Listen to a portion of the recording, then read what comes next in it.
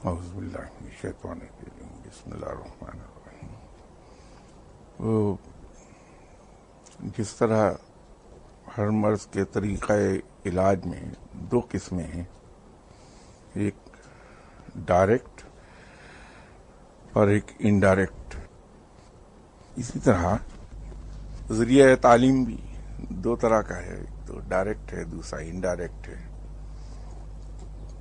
اور بات کہنے کا سلیقہ بھی دو ہی طرح کا ہے، ایک تو ڈائریکٹ ہے اور دوسرا انڈائریکٹ۔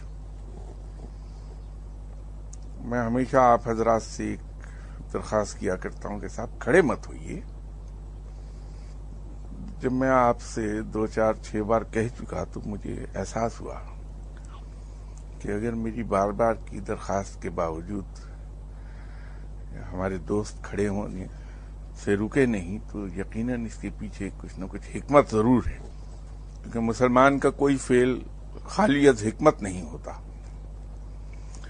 تو سڈنلی مجھے یاد آیا کہ ایک حدیث ہے کہ جو شخص یہ چاہے کہ لوگ اس کی تعظیم میں اٹھ کر کھڑے ہوں، اسے چاہیے کہ اپنا ٹھکانہ جہنم میں بنا لے۔ تو مجھے یہ خیال گزرا کہ شاید میرے مہربان دوست مجھے سجیسٹ یہ کر رہے ہیں کہ بھائی کوئی نیکی کا کام کر لو، تمہارا ٹھکانہ کہیں اور ہے، کیونکہ ہم تمہاری تعظیم میں کھڑے ہوتے ہیں۔ تو اللہ تعالیٰ مجھے میرے گناہوں کے لیے معاف فرمائے اور کوئی نیکی کی ذرا سی توفیق بھی بخش دے۔ ایک سی ایس پی افسر تھے، سول سروینٹ تھے، ساری عمر انہوں نے اپنی ڈیوٹی پوری کی کہ چلتے ہوئے کاموں کو روکا کیسے جائے۔ تو جب ریٹائر ہو گئے تو انہیں یہ فکر ہوئی کہ ساری عمر تو میری لوگوں کو ستانے میں گزر گئی، تو اب وقت قریب ہے، اللہ کو راضی کر لیا جائے۔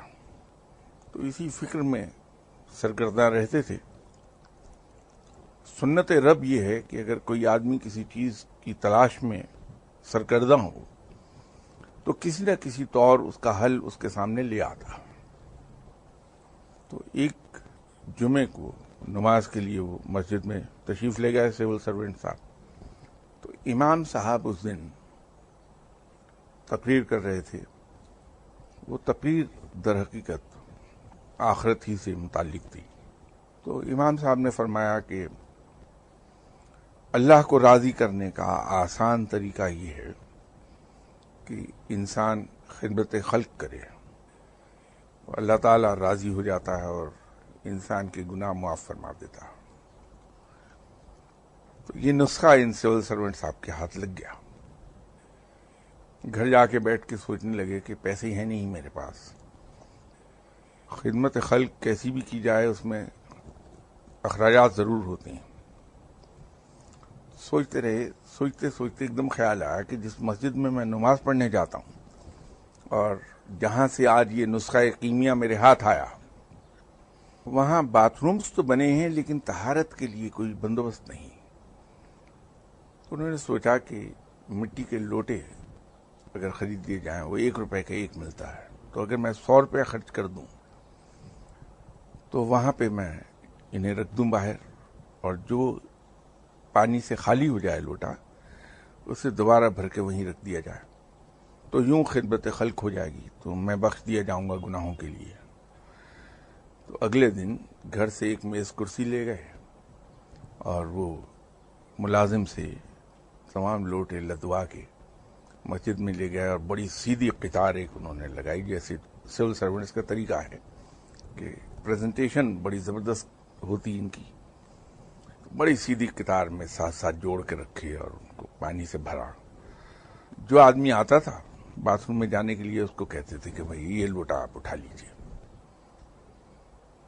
2 4 دن کے بعد ایک صاحب ایسے آئے جو شاید جلدی میں ہوں گے باتھ روم جانے کے لیے، ذرا جلدی سے دوڑتے ہوئے آئے اور جو لوٹا سامنے ہاتھ پڑا اس کو اٹھایا اور باتھ روم کی طرف چل دیے۔ تو یہ اپنی میز کرسی سے اٹھ کے پیچھے بھاگے کہ کیا کر رہے ہیں آپ؟ میں نے کہا بھائی لوٹا لے کے جا رہا ہوں۔ پھر وہ تو مجھے بھی نظر آتا، لیکن اٹھایا کیسے آپ نے؟ اس نے کہا کیوں، کیا اس کام کے لیے نہیں ہے، یہ اسی کام کے لیے؟ پھر میں نے غلط کام کیا کہ اگر تم نے اپنی مرضی سے لوٹا اٹھانا ہے تو میں یہاں کس لیے بیٹھا ہوا ہوں؟ کہ لاسٹ ٹائم آپ کچھ فرما رہے تھے جس کے لیے میں نے آپ سے وعدہ کیا تھا کہ میں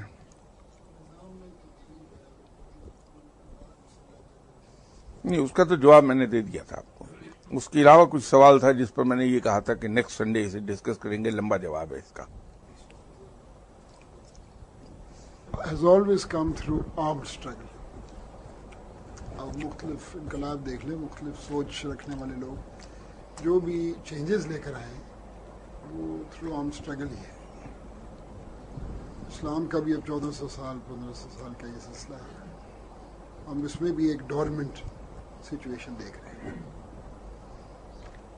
انڈیویجول حیثیت سے لوگ کافی پیش رفت کر رہے ہیں، بات بھی کر رہے ہیں، لوگوں کو تبلیغ بھی کر رہے ہیں، یہ صحیح میسج پہنچانے کی بھی کوشش کر رہے ہیں. لیکن ایک نظام کو لے کے آنا اٹ از این اپ ہل ٹاسک. اور میں پرسنلی اس کو دیکھتا نہیں کہ یہ کبھی بھی اکر ہوگی ان اے پیسفل. اس کی وجہ میرے نزدیک انڈیویجولی جو میری اپنی سوچ ہے کہ انسان میں جیسے آپ فرماتے ہیں کہ اتنا ایول ہے کہ it probably can not be corrected through sermons اور individual relationships. It has to be forced upon man in a way کہ وہ اس کو تسلیم کرے. اور پھر یہ تو ایک سلسلہ ہے، یہ تو سوچ ہے اور چلتی رہے گی اور تبلیغ ہوتی رہے گی، لیکن ایک چینج آنا. Otherwise we see our sales going down. ایک سلائڈ دیکھ رہے ہیں ہم اس 1400 سال میں. ایز اے اسٹوڈنٹ آپ سے ایک بات، ہمیشہ تنگ کیا ہے، اس عمر تک تنگ کر رہی ہے یہ چیز، اور مختلف گزرے بھی ہم اس دور سے. مطلب I have gone through different stages person. یہ تو کبھی آپ سے بیٹھیں گے تو بات محفل میں تو نہیں ہو سکتی. تو یہ میری سوچ ہے، اس پہ کچھ اگر آپ روشنی ڈال سکیں. دیکھیے، دنیا میں دو طرح کے نظام انٹروڈیوس ہوئے. ایک وہ نظام جو آسمانی نظام ہے، جو اللہ تعالیٰ نے اپنے پیغمبروں کے ذریعے انسانوں تک بھیجا. دوسری قسم نظام کی وہ ہے جو انسان نے خود اپنی قابلیت، اپنی سوچ اور تجربے کی بنیاد پر اختراع کیے اور پھر ان کو انٹروڈیوس کرایا. سم اور دی ادر انسان چونکہ خود بھی ناقص ہے، یہ مکمل نہیں ہے انسان، اس کا علم بھی ناقص ہے اور اس کی عقل بھی ناقص ہے. تو جب کوئی نظام لایا جائے گا تو وہ فالٹی ہوگا ہمیشہ، کیونکہ یہ کوئی مکمل علم، مکمل عقل اور مکمل ہستی ہی مکمل نظام انٹروڈیوس کرا سکتی ہے. تو اس میں کوئی برائی نہیں، بلکہ انسانی ایفرٹس کو اپریشیٹ کیا جانا چاہیے کہ اپنی کسی کوشش کر کے وہ ایک بہتر نظام انٹروڈیوس کرانے کی کوشش ضرور کرتا ہے. اسے اپریشیٹ کیا جانا چاہیے، کنڈیم نہیں کیا جانا چاہیے. یہ دیر پا نہیں ہوا کوئی بھی نظام. آپ کسی نظام کو دیکھ لیجئے، دیر پا نہیں ہوا. دوسری قسم نظام کی وہ ہے جو الہامی ہے، آسمانی ہے. یہ رسولوں کے ذریعے سے انٹروڈیوس ہوا ہے نظام، اور اسے پھر رسولوں کے بعد آنے والے پیغمبر لے کر چلتے رہے. جیسے کسی ایک نشست میں یہاں گفتگو ہوئی اور میں نے ایک گزارش کی تھی کہ رب تعالی کا ایک طریقہ ہے جس کی تلقین اس نے انسانوں کو بھی کی ہے. پھر اللہ کے رسول صلی اللہ علیہ وسلم نے بھی اس کی تلقین کی انسانوں کو کہ جب بھی کوئی بات کہی جائے وہ اپنے مخاطب کی علمی اور عقلی اور ذہنی سطح کے مطابق کی جائے، اس سے بلند تر نہ کی جائے بات. تو اللہ اگر اپنی مخلوق کو یہ تلقین کرتا ہے تو وہ خود بھی اسی پر عمل پیرا ہے.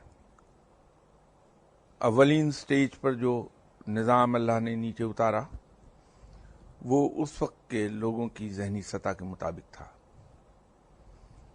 اس زمانے میں انسان ذہنی ارتقاء کے جس مقام پر تھا اس مقام کو سوٹ کرتا ہوا نظام اللہ تعالیٰ نے انٹروڈیوس کرایا۔ جو انسانی ذہن کا ارتقاء ہوتا گیا تو اللہ اپنے اس پیغام کو ریوائز کرتا چلا گیا اور پہلے سے بلند سطح کا نظام انٹروڈیوس کراتا رہا۔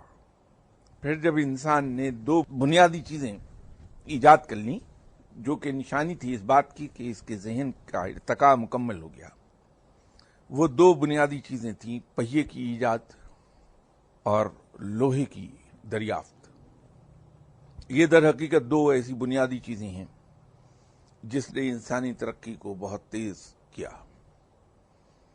اور یہ اسی وقت ایجاد ہو سکے جب انسانی ذہن کی ارتقاء مکمل ہو گئی۔ اب جو کچھ ہوتا ہے وہ ارتقاء نہیں ہے، وہ پالشنگ ہے۔ تو اس سٹیج پر پھر رب تعالیٰ نے اپنے نظام کو بھی مکمل کر دیا، اپنے پیغام کو مکمل کر دیا۔ یہیں کسی نشست میں میں نے عرض کیا تھا کہ چونکہ اللہ کا پیغام مکمل ہو گیا اور اس کے بعد کوئی پیغام نہیں آئے گا، تو جب کسی پیغام نے نہیں آنا تو کسی پیغمبر نے بھی نہیں آنا، کسی رسول نے بھی نہیں آنا۔ تو اس وجہ سے آپ صلی اللہ علیہ وسلم نبی آخر الزمان ہیں۔ آپ صلی اللہ علیہ وسلم کے بعد کوئی نبی کوئی پیغمبر نہیں آئے گا، اس لیے کہ اب کسی کی ضرورت نہیں رہی، پیغام مکمل ہو چکا۔ اب اگر ہم یہ دیکھیں کہ انسانی نظام جو انٹروڈیوس ہوئے اس میں تو یہ درست ہے کہ جبر کا پہلو رہا، اس میں انسان نے اپنے نظام کو نافذ کرنے کے لیے، اس کو انٹروڈیوس کرانے کے لیے جبر سے کام لیا ہے اور تقریباً تمام نظاموں ہی میں لیا۔ لیکن اس کے برعکس جو الہامی نظام ہے وہاں معاملہ الٹا دکھائی دیتا ہے کہ جو اس میسج کو، اس نظام کو لے کر آیا اور اس نے پہل انٹروڈیوس کرایا، اس نے لوگوں کا جبر برداشت کیا ہے، اس نے جبر کیا نہیں ہے۔ آپ کسی رسول علیہ السلام کی زندگی کو دیکھ لیں، پھر آپ صلی اللہ علیہ وسلم کی حیات طیبہ کو دیکھ لیں، وہاں معاملہ ادر وے راؤنڈ نظر آتا ہے کہ جن تک پیغام پہنچایا گیا ان کے جبر کا سامنا کرنا پڑا ہر رسول کو، ہر پیغمبر کو۔ اور یہ بھی ایک چیز کامن ہے تمام الہامی نظاموں میں کہ وہ گریجول آئے، اس میں ایک تدریج تھی۔ اور دوسری کامن چیز یہ ہے کہ ہر نظام لوگوں تک جو پہنچایا گیا وہ تھرو پرسنل ایگزامپل پہنچایا گیا۔ وہ نظام پہلے خود اس رسول علیہ السلام نے اپنی ذات پر نافذ کیا اور پھر لوگوں کو بتایا۔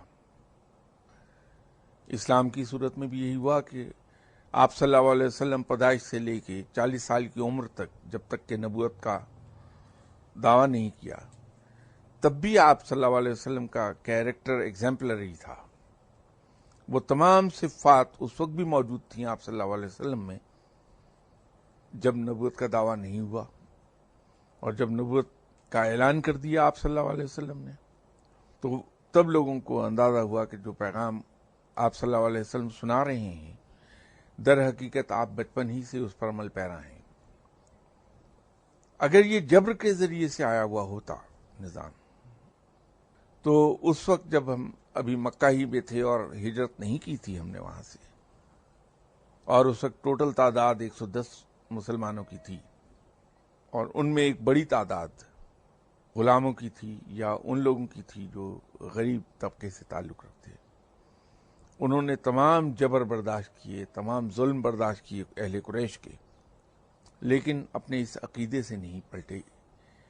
اگر کہیں یہ جبر سے مسلمان ہوئے ہوتے تو اس سے بڑا جب جبر ان پر ہو رہا تھا کہ اسلام کو چھوڑ دیا جائے، تو اگر ایک جبر سے ڈر کے متاثر ہو کر اسلام قبول کیا ہوتا تو اس سے بڑے جبر ہونے پر اسلام کو چھوڑ کر جا چکے ہوتے۔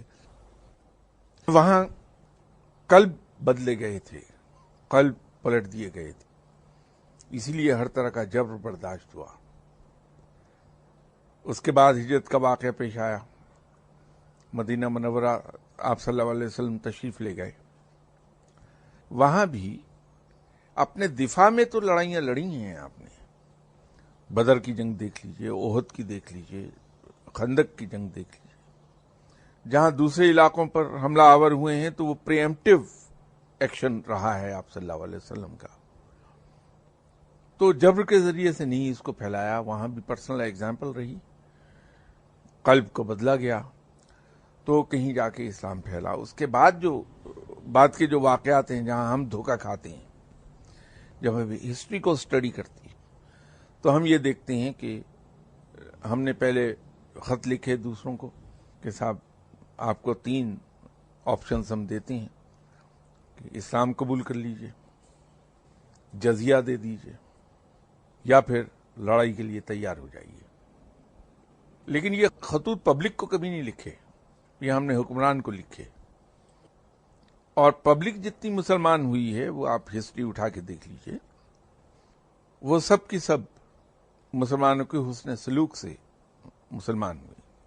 میں نے اس سلسلے میں ایک ایگزامپل کوٹ کی تھی کہ مسلمانوں کے حسن سلوک کا، ان کی پرسنل ایگزامپل کا بہترین نمونہ میرے نزدیک بیت المقدس کا، یروشلم کا واقعہ ہے کہ جب وہاں کے عیسائیوں نے، جو مسلمان حکومت کے تحت رہ رہے تھے، ایک مقدمہ کر دیا چیف جسٹس کی عدالت میں کہ یروشلم مسلمانوں نے لڑائی سے نہیں فتح کیا بلکہ انہوں نے چال بازی سے فتح کیا ہے۔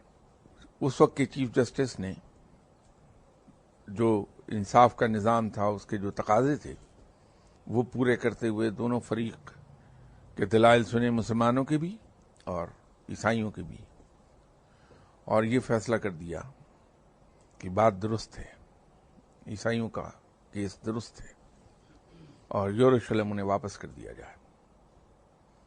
تو یروشلم کے گورنر نے فلفور میسج بھیجا امیر المومنین کو، یا خلیفۃ المسلمین جو بھی آپ کہنا چاہیں، اس وقت کے حکمران کو، کہ صاحب یہ چیف جسٹس کا فیصلہ آیا ہے۔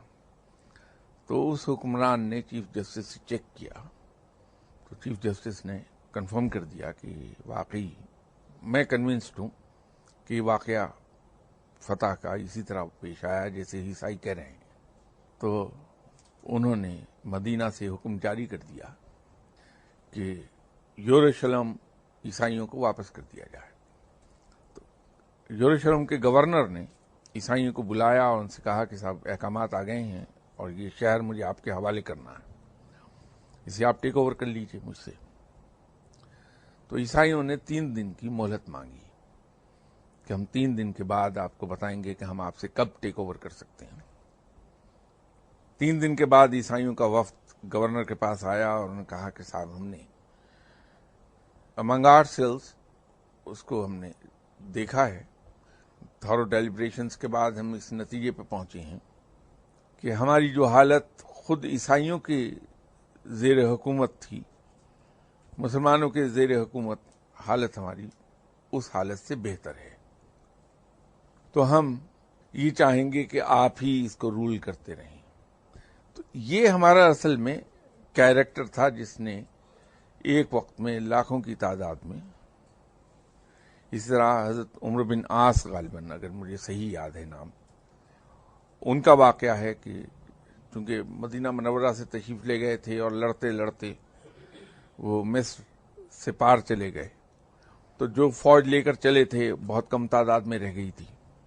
تو جب ایک قلعہ فتح کیا تو فتح کے جشن کے 3 دن آپ کے سامنے ایک شکایت ایک عیسائی نے پیش کی، در حقیقت وہ خواتین تھیں، ان کی عزت پر حملہ کیا گیا ہے۔ تو آپ نے حکم جاری کیا کہ فوری طور پہ تحقیق کی جائے کہ یہ واقعہ واقعتاً ہوا بھی ہے یا جھوٹا ہوا۔ تحقیق ہوئی، پتہ چلا کہ شکایت سچ ہے۔ تو باوجود اس کے کہ بڑا لمبا عرصہ گزر گیا تھا آپ کی فوج کو مدینہ منورہ سے نکلے ہوئے گھروں سے دور، تعداد کم رہ گئی تھی، اور ریزنٹمنٹ بہت تھی فوج میں اس وقت، تقریباً وہ بغاوت کی سطح تک پہنچی ہوئی ریزنٹمنٹ تھی، لوگ واپس گھروں کو جانا چاہتے تھے۔ اتنی انریسٹ کے باوجود آپ نے ان سپاہیوں کو بلوایا اور سر عام ان کی گردنیں اڑوا دی، سزا دے دی۔ اس کے نتیجے میں اس قلعے کے اندر رہنے والی ایک بڑی تعداد عیسائیوں کی جو تھی، اوور ویلمنگ میجورٹی، فی الفور مسلمان ہو گئی۔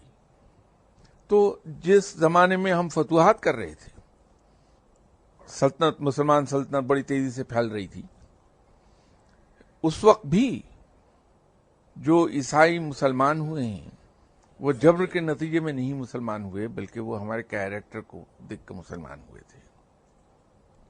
آج کے زمانے میں تبلیغ ہم بے پناہ کر رہے ہیں، اس میں شک نہیں ہے، ایفرٹس بے پناہ ہو رہی ہیں، تمام ماڈرن طریقے ہم استعمال کرتے ہیں، لیکن وہ رزلٹ پروڈیوس نہیں ہو رہے جو ہونے چاہیے۔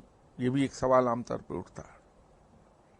تو اس کی وجہ یہ نہیں ہے کہ ہماری ایفرٹ میں کوئی کمی ہے، ایفرٹ تو بہت ہے۔ کمی در حقیقت ہے پرسنل ایگزامپل کی، ہم پرسنل ایگزامپل سیٹ نہیں کر پاتے۔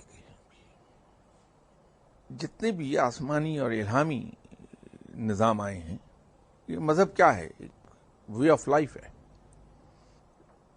یہ جتنے بھی ہمارے نظام تھے، آسمانی نظاموں کے پھیلنے میں جبر کو دخل نہیں رہا، لیکن انسانی نظاموں کا واقعی اس میں دخل جبر گئی ہے۔ شاید اسی وجہ سے یہ کہا گیا تھا کہ دین میں جبر نہیں ہے۔ اب یہ دیکھیے کہ اسلام کے اندر یہ کچھ وہ چیزیں ہیں جو ہمیں معلوم تو ہیں، جانتے ہیں ہم، لیکن اسے ایکسرسائز نہیں کر پاتے۔ ہر وہ انسان جو مسلمان مملکت میں رہتا ہے اور غیر مسلم ہے، وہ اگر جزیہ دے رہا ہے تو اس کی جان و مال کی حفاظت حکومت کی ذمہ داری ہے۔ ان کو اپنے مذہب پر عمل پیرا ہونے کی آزادی دینا ہماری ڈیوٹی ہے۔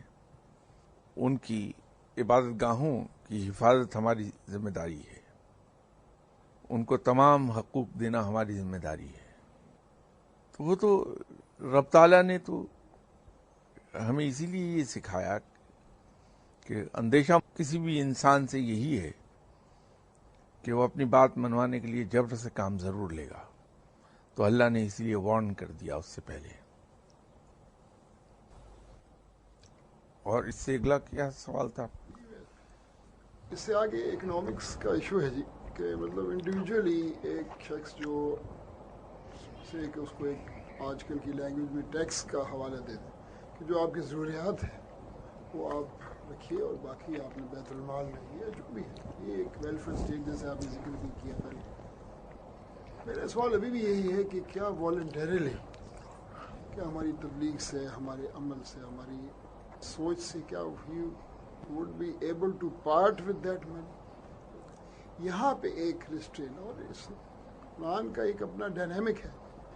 The dynamics have changed 1400 years and today.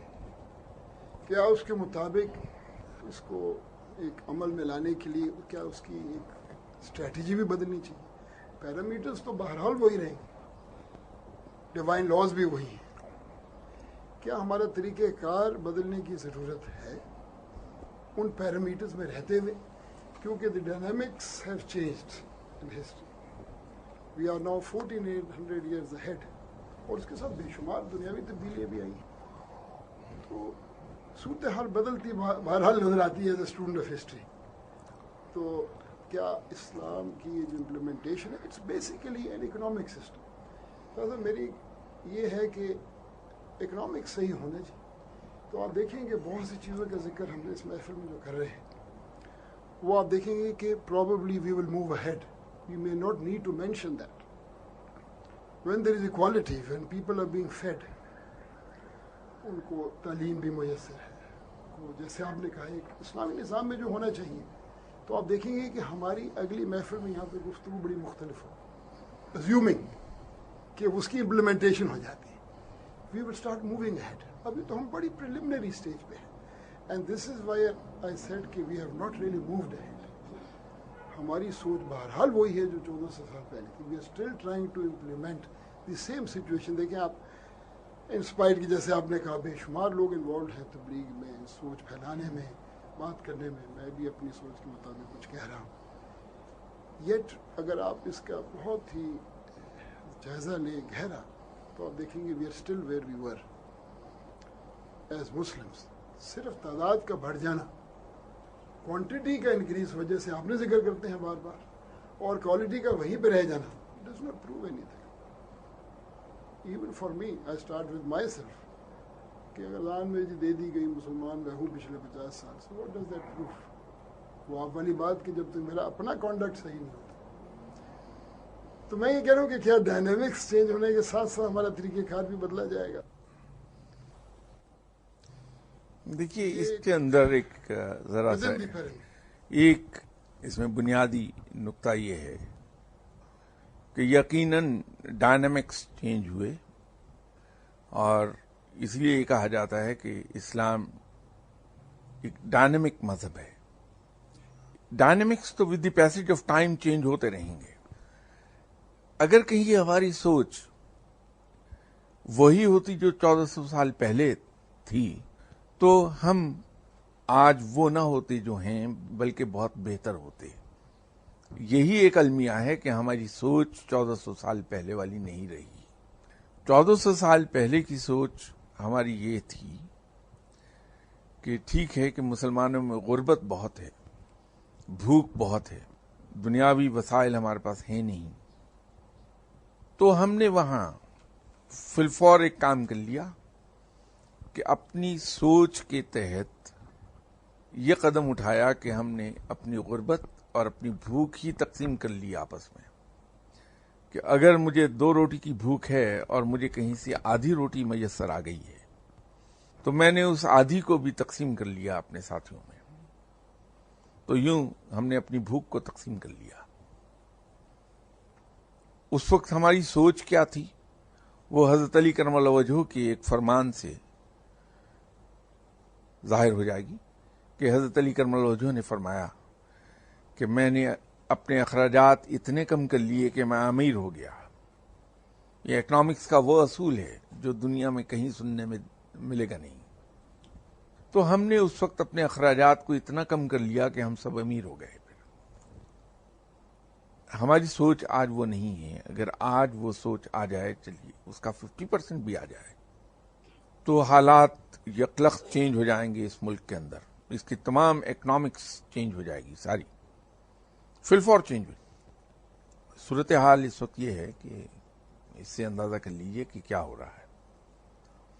میرے پاس اگر اتنا پیسہ ہے کہ میں ہفتے میں 2 بار یا 3 بار اپنی فیملی کو ریسٹوران میں لے جاؤں, اور روزانہ شام کو میں کولڈ ڈرنکس اور آئس کریم وغیرہ کے لیے اپنی فیملی کو لے کر جاؤں, تو وہاں جو ہیو ناٹس دکھائی دیتے ہیں مجھے, جو اپیرنٹلی اتنے فائنینشلی فارچونیٹ نہیں ہیں, میں ان سے اللہ نے جو کچھ مجھے دیا ہے میں اسے شیئر نہیں کرنا چاہتا.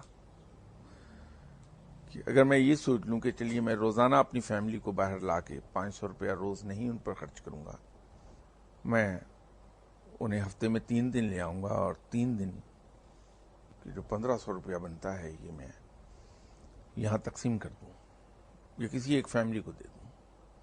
یہ میں نہیں کر رہا. اگر میں 1400 سال پہلے کی سوچ رکھتا ہوتا تو میں فی الفور شیئر کر لیتا. اس کے ساتھ ہی ساتھ دوسرے سائڈ یہ ہے کہ جو شخص وہاں مانگ رہا ہے, اللہ نے بڑی سختی سے, اس کے رسول صلی اللہ علیہ وسلم نے بڑی سختی سے منع کیا ہاتھ پھیلانے سے, بھیک مانگنے سے. وہ مجبور ہے اپنی بھوک سے, اس لیے بھیک مانگ رہا ہے. اگر اس کو 2 وقت کی روٹی میسر آ سکتی ہے 100 روپیہ مل جانے کے بعد, تو اپنا ہاتھ وہ سمیٹتا نہیں ہے 100 روپے مل جانے کے بعد. وہ بدستور پھیلا رہتا ہے, بے شک روز کا 1000 روپیہ اسے مل جائے، تو اس کی سوچ 1400 سال پہلے کی نہیں ہے کہ وہ یہ سوچ لے کہ میں صرف زندہ رہنے کے لیے اگر بھیک مانگنے پہ مجبور ہو گیا ہوں تو اسی حد تک مانگوں گا جس حد تک انتہائی ضروری ہے۔ ہمارے یہاں جو خرابیاں در آئیں وہ خلافت راشدہ کے زمانے کے بعد سے ہی یہ خرابیاں در آئی تھیں۔ وہ پیغام جو آپ صلی اللہ علیہ وسلم نے ہم پھیلایا تھا اس کی جزیات کو ہم نے بھلانا شروع کیا۔ پہلے جزیات سے ہم شروع ہوئے اور آہستہ آہستہ ہم اس کے تمام تر میسج کو بھول گئے، اور پھر وہ وقت بھی ہم پر آیا پاکستان میں کہ ہم اس پہ سلیکٹو ہو گئے کہ وہ تمام چیزیں جو ہمیں سوٹ کرتی ہیں ہم اس پہ عمل کر لیتے ہیں یا عمل کرنا چاہتے ہیں، یہ لوگوں سے کہتے ہیں کہ اس پہ عمل کرو، اور جو ہمیں سوٹ نہیں کرتی وہ ہم اس سے آنکھیں بند کر لینا چاہتے ہیں ادھر سے ہم۔ تو یوں یہ ہے کہ اس بات سے مجھے بڑی کافی پرانی بات یاد آ گئی، میرا خیال 87 کا شاید واقعہ ہے وہ، کہ میں امریکہ گیا تو وہاں ایک آرگنائزیشن تھی نقشبندیہ فاؤنڈیشن، یہ کچھ ڈاکٹر حضرات نے قائم کی تھی وہاں۔ تو انہوں نے مجھ سے یہ کہا کہ آپ کی کچھ لیکچرز ہم نے یہاں ارینج کیے ہیں کہ آپ گفتگو کر لیجئے۔ تو ان کی بنیاد یہ تھی، ان کا کہنا یہ تھا کہ یہاں جو امریکی نوجوان ہے وہ اسلام کے بارے میں کافی کچھ جاننا چاہتا ہے، لیکن ان کے جاننے کا سلسلہ اور طریقہ ذرا سا اس سے مختلف ہے جو پاکستان میں ہے۔ یہ لوگ بہت ووکل ہیں اور وہ ہچکچاتے نہیں کسی قسم کا بھی سوال کرنے سے۔ تو جن حضرات کو ہم یہاں لے کر آئے یا تو وہ شارٹ ٹیمپرڈ تھے کہ وہ سوال سنتے ہی وہ بھڑک اٹھے، نتیجہ یہ ہوا کہ معاملہ بجائے ٹھیک ہونے کے اور بگڑا۔ کچھ بہت اچھے صاحب علم آئے لیکن وہ یہاں کی زبان اور یہاں کے طور طریقوں سے واقف نہیں تھے، تو ان بیچاروں نے اپنی کسی کوشش تو کی لیکن وہ بارآور نہیں ہو پائی۔ تو آپ ایک کوشش کر دیکھیے۔ تو میرا تو سیدھا معاملہ ہے کہ صاحب مجھے کچھ آتا ہوگا تو میں کسی کو کچھ بتا پاؤں گا، تو میں تو خود ہی جاہل مطلق ہوں تو بتاؤں گا کیا۔ ہاں یہ ضرور کر سکتا ہوں کہ جس طریقے سے وہ رو رہے ہیں میں ان کے گلے لگ کے اسی آواز میں رونا شروع کر دوں گا، یہ کر سکتا ہوں۔ تو شکاگو میں ایک ہال بک کروایا انہوں نے، تو جو آرگنائزر تھے انہوں نے اعلان کیا کہ صاحب اس طرح سے یہ بندہ آپ کے سوالات کے جواب دے گا، لیکن آپ اپنے سوالوں کو ذرا تہذیب کے دائرے میں رکھیے۔ تو میں نے ان سے مائک پکڑ کر ان سے کہا کہ صاحب کوشچن آنسر سیشن شروع کرنے سے پہلے I want to make a request to you, you can put me any question however vulgar it may be, please feel free to ask me anything. تو وہاں سے ایک صاحب نے جو امریکی تھے، نوجوان لڑکا بالکل، ان دنوں یہ فنڈامنٹلزم کا ہوا بہت سوار تھا ان کے ذہن پہ، تو یہ ایک سوال مجھ سے کہا کہ آپ لوگ why are you so fundamentalist. وہ اپنے خالص امریکی انداز میں اس نے لٹ دے ماری سر میں۔ اب ان کا یہ خیال تھا کہ شاید میں ڈیفینڈ کروں گا اپنے آپ کو۔ ڈیفینڈ کرنے کا سوال ہی نہیں ہے، ڈیفینڈ تو اس وقت میں کروں اگر میں فنڈامنٹلسٹ ہوں، میں تو فنڈامنٹلسٹ ہوں ہی نہیں، تو ڈیفینڈ کس بات پہ کرنا ہے۔ تو میں نے اس سے کہا کہ I wish I were a fundamentalist. ایک بات یاد رکھیے کہ یورپ اور امریکہ کے اندر دو مسلمان شخصیات پوجی جاتی ہیں، ورچوئل ورشپ ہوتی ہے ان کی، ایک مولانا روم اور ایک صلاح الدین ایوبی۔ ابھی ایٹ دی ٹرن آف میلینیم ایک انہوں نے لسٹ شائع کی، پرسنالٹیز آف دی میلینیم، اس میں سلطان صلاح الدین ایوبی شاید 10ویں یا 11ویں نمبر پر ہے۔ اس نے ان کی ٹھکائی کی ہے، ان کو سبق سکھایا ہے صلاح الدین ایوبی نے، لیکن اس کے کردار کی وجہ سے یہ اس کو سر پہ بٹھاتے ہیں۔ تو میں نے اس کا ایک فائدہ اٹھایا اس دن. تو میں نے اس سے کہا کہ I wish we could have only 10 fundamentalists like Salahuddin Ayyubi. Yes, he was a fundamentalist. تو اس کے بعد میں نے انہیں گنوانا شروع کیا کہ Salahuddin Ayyubi was a fundamentalist. That's why when he was engaged in a duel with Richard the Lionheart, اور Richard the Lionheart کی تلوار ٹوٹ گئی تھی تو اس نے ہاتھ روک لیا تھا صلاح الدین ایوبی نے، بجائے اس کی کہ ریچرڈ دی لائن ہارٹ کو اگر وہ موقع ملتا تو صلاح الدین ایوبی کی گردن اڑا دیتا، لیکن صلاح الدین ایوبی نے ہاتھ روکا اور اپنے اسلحہ خانے سے ایک نئی تلوار منگوا کے ریچرڈ کو دے کر اس نے کہا کہ اب دوبارہ شروع کرو ڈیول. وہ فنڈامنٹلسٹ تھا. اسی طرح صلاح الدین ایوبی فنڈامنٹلسٹ تھا. تو ایک جنگ میں جب وہ اپنی کمانڈ پوسٹ سے نظارہ کر رہا تھا بیٹل فیلڈ کا، تو اس نے دیکھا کہ میری کیولری کا ایک آفسر ریچرڈ دی لائن ہارٹ کے ساتھ انگیج ہوا ہے، اور ایک اور سپاہی نے آ کے تلوار سے ریچرڈ دی لائن ہارٹ کے گھوڑے کی ٹانگیں کاٹ دی ہیں. تو اس نے فوراً اپنے شاہی استبل سے اپنے ذاتی استعمال کا گھوڑا منگوایا اور ریچرڈ دی لائن ہارٹ کو بھیج دیا کہ اس پر سوار ہو کے میرے افسر سے لڑو. He was a fundamentalist. اور اسی طرح جب ریچرڈ دی لائن ہارٹ بیمار ہوا اور اس کا علاج ممکن نہیں رہا انگلینڈ میں، صلاح الدین ایوبی کو خبر ملی تو اس نے اپنا پرسنل فزیشین بھیج دیا تھا انگلینڈ، جو وہاں 3 مہینے سے زیادہ رہا اور اس کا علاج کرتا رہا. جب ریچرڈ دی لائن ہارٹ صحتیاب ہو گیا تو وہ واپس لوٹ کے آیا. وہ فنڈامنٹلسٹ تھا. اسی طرح وہ چیف جسٹس فنڈامنٹلسٹ تھا جس نے یروشلم واپس کرنے کے آرڈر جاری کر دیے. آئی وش آئی ور اے فنڈامنٹلسٹ. اب بات یہ ہے کہ وہ سوچ اگر ہماری برقرار رہ جائے جو 1400 سال پہلے تھی تو ہمارے 90% مسائل حل ہو چکے ہوئے ہوتے. یہ جو کچھ آپ جس کی طرف اشارہ کر رہے تھے، اسلام کا مالی نظام ہے کیا؟ کبھی اس کو پرکھ کے دیکھیے اسلام کے معاشی نظام کو. اس کی بنیاد صرف اور صرف خوف خدا پر اور ذمہ داری کے احساس پر ہے. یہ 2 اس کے بیسک رولز ہیں. زکوٰۃ یس آبلیگیٹری ہے، کمپلسری ہے، وہ آپ کو دینا ہے. ٹھیک ہے. اس کے علاوہ ذرا مجھے بتائیے آپ سود کیوں نہیں اسلام میں؟ اس لیے کہ وہ تو اپنے فالوورز کو اس مقام پر دیکھنا چاہتا ہے جہاں ہر آدمی دوسرے کی مدد کرنے میں سبقت لے جانا چاہتا ہے. قرض حسنہ کا کنسپٹ اسلام نے انٹروڈیوس کرایا. تو وہ جو قلب پلٹتے ہیں اسلام میں، یہ تو بنیاد ہی اس پر ہے. تو 1400 سال پہلے تو ہمارے قلب پلٹ دیے گئے تھے. تو وہ اگر سوچ باقی رہ جائے تو پھر چاہیے کیا؟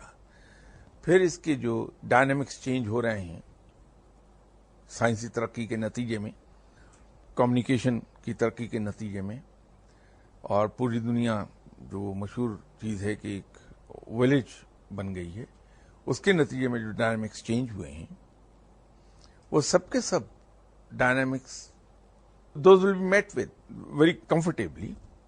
وی won't have to do anything about it. اور جتنے ڈائنامکس وہ ہیں اتنے ہی ڈائنامک اسلام کا کنسپٹ ہے. اور اس سے نیکسٹ کوشچن تھا آپ کا کوئی؟ انہوں نے یہ جو فرمایا کہ اذان دے دی اور میں مسلمان ہو گیا، اس سے آگے کام ہوا نہیں. یعنی وہ اسلام نہ والدین نے سکھایا نہ ہماری سوسائٹی نے سکھایا.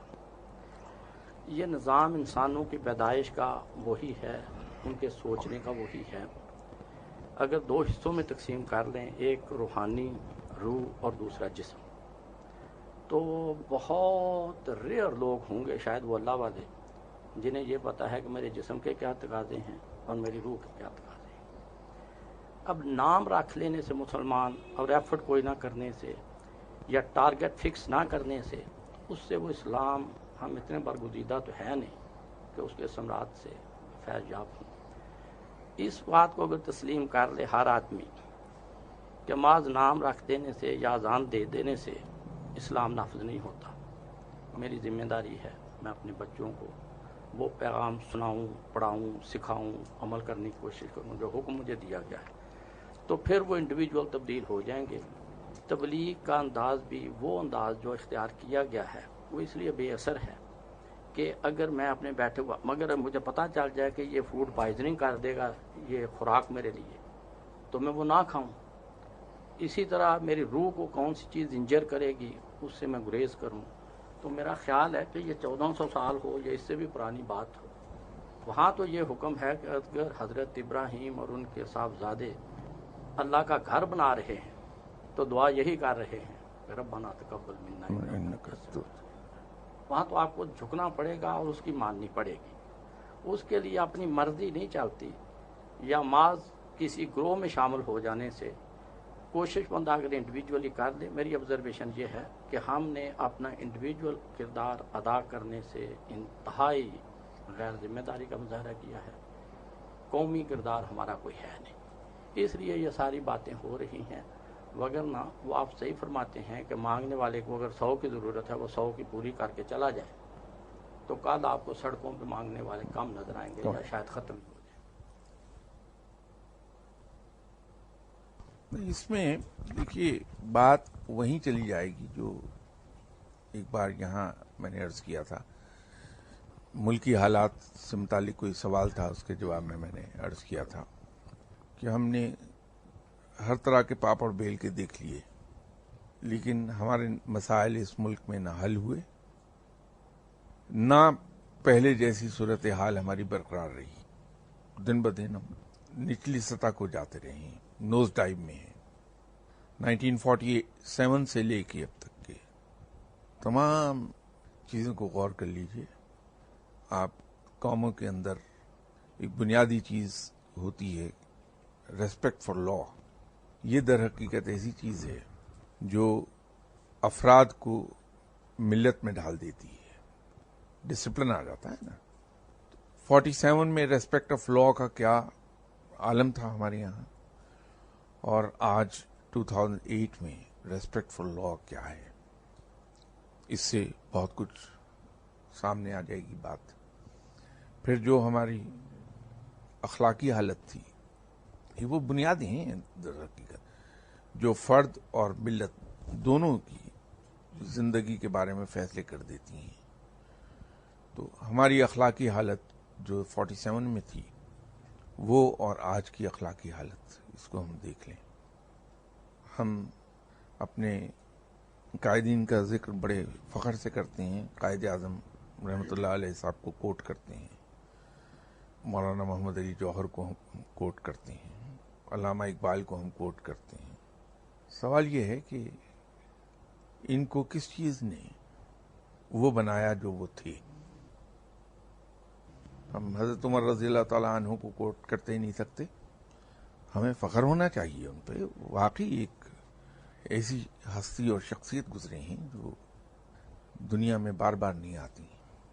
لیکن صرف فخر کر دینے سے کام نہیں بنے گا، ہمیں یہ دیکھنا ہوگا کہ حضرت عمر رضی اللہ تعالیٰ عنہ کو کس چیز نے حضرت عمر رضی اللہ تعالیٰ عنہ بنایا، قائد اعظم کو کس چیز نے قائد اعظم بنا دیا، علامہ اقبال کیوں بنے؟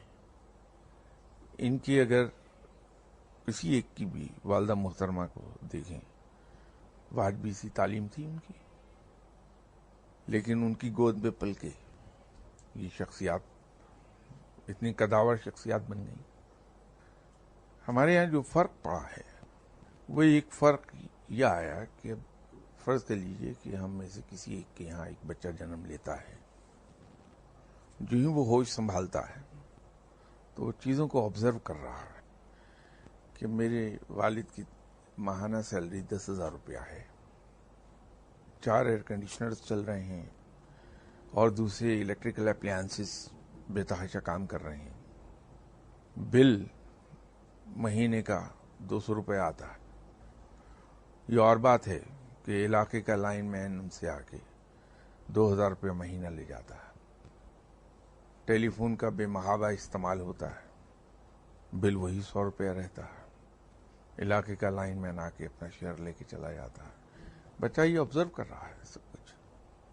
گھر میں اس کے پیرنٹس بیٹھتے ہیں تو اپنے تمام رشتہ داروں کی بیک بائٹنگ کر رہے ہوتے ہیں، ان کو برا بھلا کہہ رہے ہیں، برائیاں گنوا رہے ہیں. اتنی دیر میں وہی رشتہ دار آتے ہیں تو اوپن آرمز سے ان کو ملتے ہیں کہ ارے آئیے، ابھی آپ ہی کا ذکر کر رہے تھے، کمال ہے، اتنا عرصہ کہاں رہ گئے آپ. تو بچے کو ذہنی جھٹکا لگتا ہے کہ ابھی تو یہ کچھ ہو رہا تھا اور اب استقبال کیسا ہو رہا. وہ فادر کے جو دوست آتے ہیں ملنے، ماں باپ اسی بچے کو کہتے ہیں بیٹا جا کے کہہ دو ابو گھر پہ نہیں ہے. کہہ تو دیتا ہے جا کے، لیکن اس کا ذہن جس میں جستجو بہت ہے، کیونکہ بچے میں جستجو کا کیوریوسٹی بے پناہ ہوتی ہے، تو اس کا ذہن بہت کچھ سوچتا ہے. اسی طرح اور بہت سی چیزیں ہیں. جب یہی بچہ بڑا ہو کر پریکٹیکل لائف میں جائے گا تو اس کے نزدیک کون سی برائی ہوگی، اس کے لیے تو سب روٹین بن چکا ہے یا نہیں. تو کس برائی سے وہ اجتناب کرے گا، کس برائی سے پہلو بچائے گا، اس کے لیے تو سب روٹین ہے. اس کے لیے رشوت لینا، سفارش کو ماننا، اپنے مفاد کے لیے دوسرے کا گلا کاٹ دینا کوئی گناہ ہے ہی نہیں، وہی کچھ ہو رہا ہے. اسی طرح اس کا دوسرا ایک اور پہلو اور ہے کہ جب ہم اپنے بچے کو ذرا سا بڑا ہونے پر یہ بتاتے ہیں کہ بیٹا تم نے بڑا افسر بننا ہے، تم نے حکومت کرنی ہے، یہ جو محلے میں لوگ ہیں ان کو تم سارٹ آؤٹ کر دو کہ ایک بار تم افسر بن جاؤ. پھر وہ جب بڑا ہوتا ہے اسکول میں جاتا ہے، دیکھتا ہے کہ اس کے کولیگز ہیں جن کے والد سرکاری افسر ہیں، ان کی گاڑیاں انہیں لینے آتی ہیں، ڈرائیور لینے آتے ہیں، وہ ڈرائیور کے ساتھ کوئی زیادہ وہ بچے اچھا سلوک نہیں کرتے ہیں. تو جس ٹھاٹ باٹ سے وہ رہ رہے ہیں، اس ٹھاٹ باٹ کو دیکھ کے اس کے دل میں یہ خواہش پیدا ہوتی بچے کے کہ میں بھی اتنا ہی بڑا افسر بنوں گا اور اسی ٹھاٹ باٹ سے رہوں گا. اب ماں باپ نے جو کچھ اس کے ذہن میں ڈالا وہ بھی یہی تھا کہ you will be all time powerful, اور تم اپنے اختیارات کو استعمال کر کے تمام مخالفین کو سارٹ آؤٹ کر دو گے، تم ٹھاٹ باٹ سے رہو گے. خود وہ دیکھ کر یہی کچھ امپریشن لے رہا ہے. تو شان و شوکت کے ساتھ زندہ رہنے کا پہلو تو اس کے ذہن پر نقش ہو گیا، لیکن فرائض کی ادائیگی کا کہیں کوئی ذکر نہیں. تو وہ اپنے فرائض کیسے سر انجام دے گا؟ تو فالٹ خود ہمارا ہے. اسی لیے ہر آنے والی نسل ہمارے یہاں گزری ہوئی نسل سے بری ثابت ہوئی کہ برائیاں بڑھتی چلی گئی ہیں ہماری. تو یہ جو سوچ ہے، سوچ تو صاحب اگر 1400 سال پہلے کی سوچ تو بڑی دور کی بات ہے. اگر 47 کی سوچ ہی برقرار رہ جاتی ہے ہماری تو ہم دنیا کا ساتھ دے گئے ہوتے ہیں. ایک زمانے میں ایک ڈسکشن ہوئی اپنے بڑے محترم دوست کے ساتھ میری کہ صاحب گواہی درست کر لیجیے اپنی تو آپ کے بہت سے معاملات ٹھیک ہو جائیں گے. ان صاحب نے وہ آرٹیکل لکھا بھی، اصلاح احوال کا یک نکاتی پروگرام گواہی. میں اس وقت بھی یہی عرض کر رہا تھا. آج آپ دیکھ لیجئے کہ پرابلم کیا ہے. میں جانتا ہوں کہ میرا دشمن جو ہے، میرا مخالف، اس کے اندر یہ برائیاں ہیں اور یہ برائیاں نہیں ہیں. میں بڑی بے تکلفی کے ساتھ اس کے اندر دنیا بھر کی برائیاں ڈالتا چلا جا رہا ہوں. جو کام اس نے نہیں کیے وہ بھی اس کے ذمہ لگا رہا ہوں. جب وہ زمین پہ گر جاتا ہے تو اپنی تمام کوتاہیاں بھی اسی کے ساتھ تھوپ دیتا ہوں. جبکہ 1400 سال پہلے تو ہم بڑے محتاط تھے کہ ہم کسی پر کوئی الزام نہ لگانے پائیں، تہمت نہ لگانے پائیں. ہم لوگ اسلام کے پینل کوڈ کو امپلیمنٹ کرنے کی اکثر بات کرتے ہیں کہ ملک میں اسلام نافذ کر دیا جائے. جب ہم ملک میں اسلام نافذ کر دیا جائے کہتے ہیں تو کہیں at the back of our mind ایک چیز یہ ہوتی ہے کہ چوری کرنے والے کے ہاتھ کاٹ دیے جائیں اور فلاں کو یہ کر دیا جائے. وہ پینل کوڈ ہی ہمارے ذہن میں ہوتا ہے، اس کے علاوہ ہمارے ذہن میں کبھی کچھ نہیں آیا. حالانکہ دنیا کا مختصر ترین کسی نظام میں اگر پینل کوڈ ہے تو اسلام میں ہے. آپ गिन لیجئے کہ کس کس چیز میں سزا ڈیفائن کی گئی ہے. A few numbers.